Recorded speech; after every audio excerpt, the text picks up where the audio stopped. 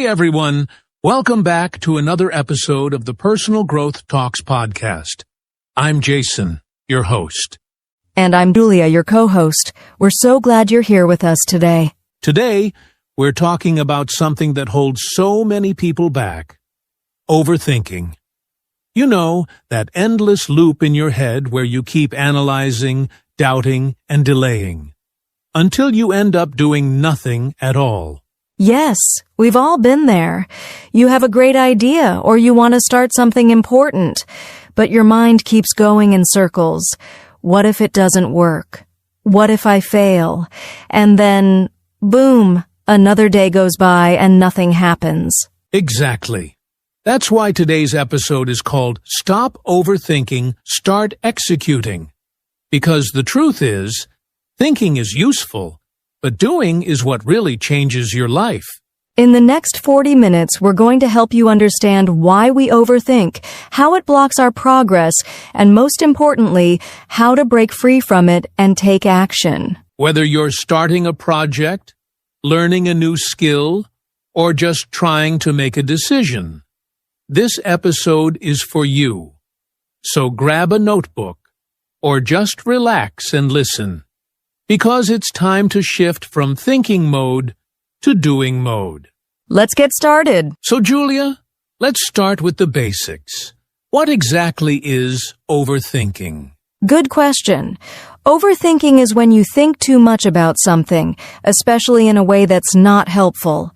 Instead of making a decision or taking action, you just keep analyzing, questioning, and second-guessing everything. Right.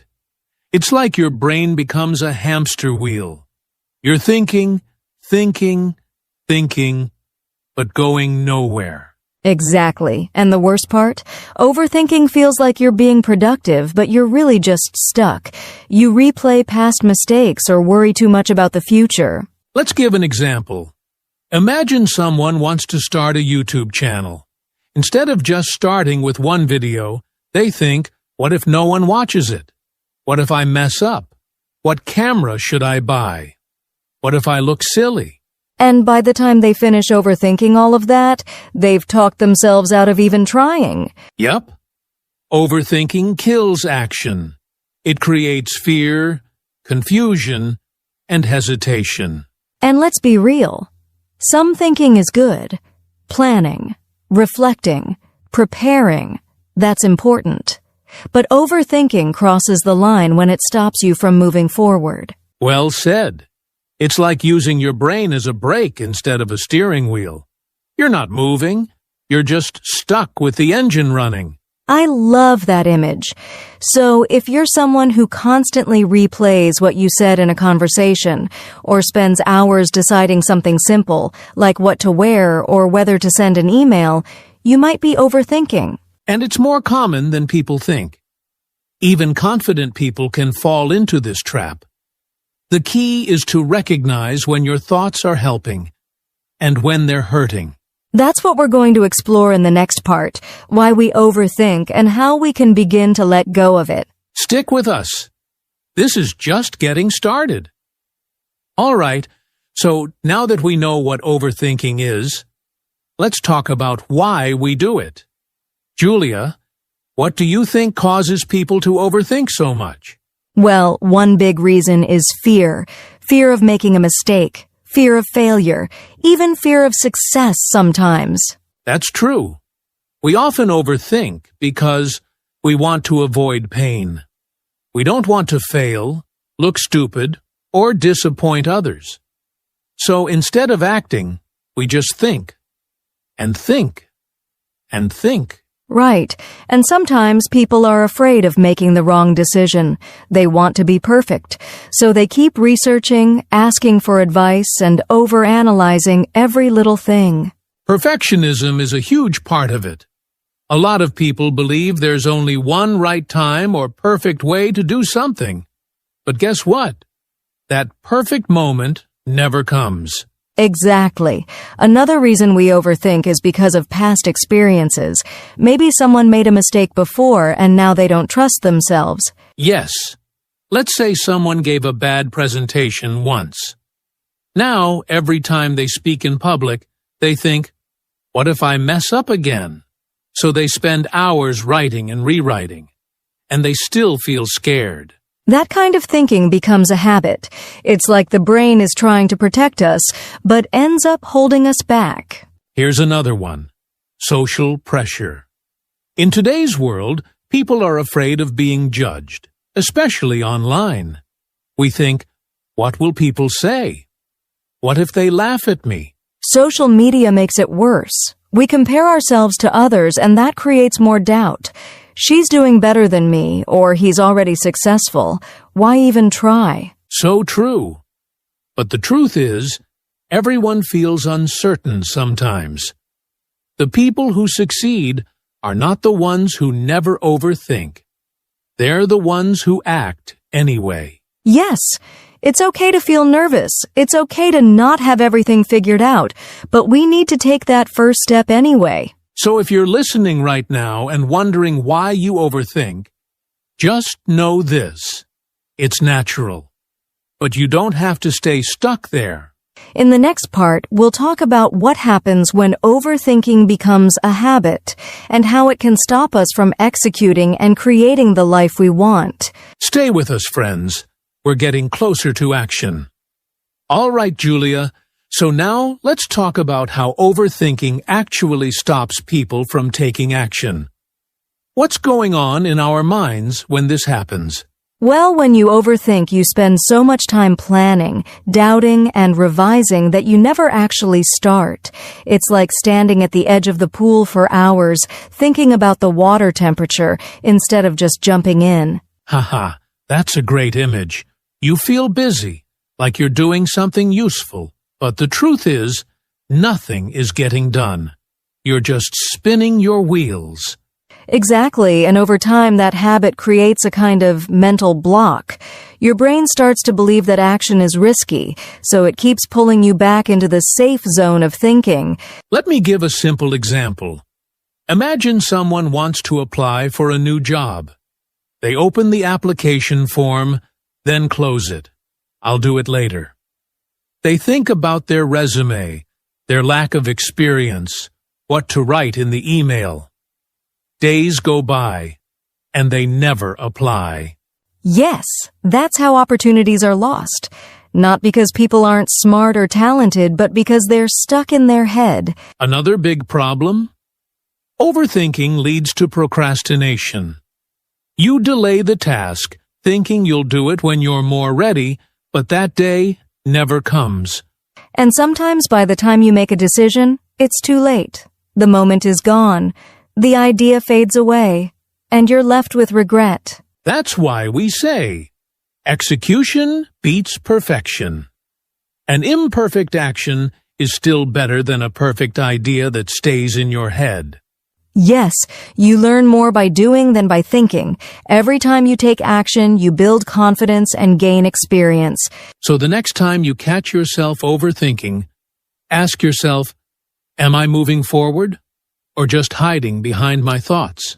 Coming up next, we'll show you how to recognize the signs that you're overthinking so you can catch it early and make a shift. Let's break the pattern, one small step at a time. So now let's talk about how to spot overthinking. What are the signs that you're stuck in your head and not taking action? One clear sign is indecision. If you take too long to make even small choices, like what to wear, what to eat, or when to reply to a message, you might be overthinking. That's true. Another big sign is replaying the past in your mind. You keep thinking about something you said or did, and you keep wondering, did I say the wrong thing? Did I make a mistake? Yes, or the opposite, worrying too much about the future. You ask yourself endless what-if questions. What if I fail? What if people don't like it? What if it goes wrong? Another sign? You start and stop things many times. You plan, prepare, maybe even buy tools or courses, but you never finish. Your brain keeps searching for the perfect time to begin. Or you feel mentally tired, but you haven't done anything. That's mental exhaustion from too much thinking and no action. So true. And let's not forget procrastination. You delay things over and over because you're still thinking about it. If any of these sound familiar to you, don't worry. You're not alone. Many people struggle with this. The first step is awareness. Yes, once you recognize the signs, you can start to change the habit. And we're going to help you do just that, starting with a fun comparison in the next part. The overthinker versus the doer. Don't miss this one. It really brings everything to life. All right, friends, let's bring this topic to life with a real-life example. We're going to show you the difference between someone who overthinks and someone who just does it. Yes, we'll do a quick role play. Jason, you'll be the overthinker. I'll be the doer. Oh, I was born ready to overthink. All right, here we go. Scene 1. Starting a YouTube channel. Okay, I want to start a YouTube channel. But wait, do I need a new camera? What about the lighting? What if people laugh at my accent? What if I sound boring? Should I wait until next month? Maybe I need a logo first. Or a better mic. Hi everyone, this is my first YouTube video. It's not perfect, but I'm excited to share what I've learned. Let's get started. See the difference? One is stuck in endless questions. The other just takes a deep breath and starts. Yeah, that hurt a little. Because it's true. I've been the overthinker many times. We all have. Let's do another one. Scene 2. Applying for a job. Oh no, there's a job opening. But do I even qualify? What if they reject me? My resume isn't perfect. Maybe I need to take another course first. I'll work on it later. I might not be perfect, but I'm going to apply. I'll update my resume quickly, write a short email, and send it today. Done. Oof! Again, the doer gets ahead, even if they're not 100% ready. Exactly. The doer knows they can learn along the way, but the overthinker waits for the perfect moment, which never comes. Let's do one more. Something we all deal with. Asking someone for help. Scene 3. Asking for help. I want to ask my friend to help me with my project, but what if she's busy? What if she thinks I'm lazy? What if she says no? Maybe I'll just try to do it alone. Hey, I'm working on something and could really use your help. Would you have time this week? See how quick and clear that was? Doers don't overthink what might happen. They ask, take action, and move on. And even if the answer is no, at least they know. They're not stuck wondering forever. Exactly. Overthinking makes small things feel huge. Doing turns those small things into progress. So here's a question for our listeners. In your own life, are you acting like the overthinker or the doer? Coming up next, we'll share practical steps on how to shift from overthinking to action. You won't want to miss it. Let's break this habit together. So, now that we've seen how overthinking slows us down, the big question is, how do we break the cycle? How do we move from thinking to doing? Good news. It's possible, and it doesn't have to be complicated. You don't need to be perfect. You just need to take one small step forward. Yes. Let's start with this idea. Progress, not perfection. If you wait for the perfect time, you'll be waiting forever. Instead, ask yourself, what small action can I take today? For example, if you want to start writing a book, don't try to plan the whole thing. Just write one paragraph today. One paragraph is a start. Exactly. Small steps lead to big progress. Another tip. Set a short time limit. Tell yourself, I'll work on this for just 10 minutes. No pressure, no big goal. Just 10 minutes. That trick really works. It takes away the fear and helps you start, and often once you begin, you keep going. Here's another one. Stop asking what if and start asking what now. What if I fail? Becomes, what can I do now to get started? I love that. And if your brain keeps spinning, try this. Write your thoughts down, get all the doubts out of your head and onto paper. Once you see them, they lose their power. Yes, journaling is powerful. It helps you move from emotion to action. Also, set a deadline. Give yourself a clear time to finish, even if it's something small. Like, I will publish my first blog post by Friday. Boom. You've created a goal. And lastly, don't do it alone.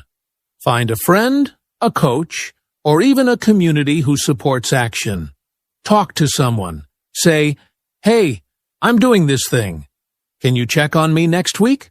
That little bit of accountability makes a huge difference. We're more likely to take action when someone is watching or cheering us on. So, just to review, start small, set a timer, change what if to what now. Write your thoughts down, set a deadline, find support. These simple tools can turn your thinking into action, one day at a time. Coming up next, we'll talk about some practical tools and techniques to help you stay in action mode, even when your brain wants to go back to overthinking. Let's keep the momentum going. All right, now let's get even more practical. We've talked about mindset and small steps, but let's share some actual tools and techniques that help you start executing. Yes, these tools are simple but powerful. Let's start with one of my favorites, the 5-second rule by Mel Robbins. It's so easy. When you feel the urge to act, count 5, 4, 3, 2, 1, go, and then move. Don't give your brain time to overthink. That's a great one. It's like a rocket launch for your brain. Another tool is the Pomodoro technique. You work for 25 minutes, then take a 5-minute break. This keeps your mind focused and your tasks manageable. Yes, and you can use a simple timer or one of many Commodore apps. It really helps people who get overwhelmed by big tasks. Here's one more.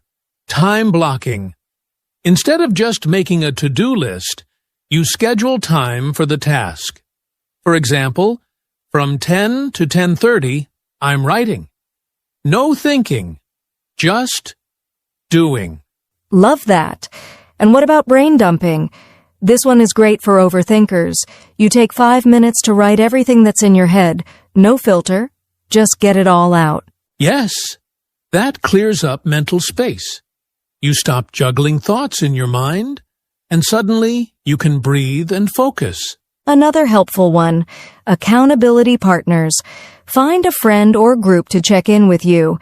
Tell them what you're going to do, and let them ask you later if you did it. It really works. Even just sending a message like, "I'm going to clean my room at 3 p.m., makes you more likely to do it. So let's recap. 5-second rule, Commodore timer. Time blocking, brain dump, accountability partner. Use one or two of these, and you'll notice a big shift.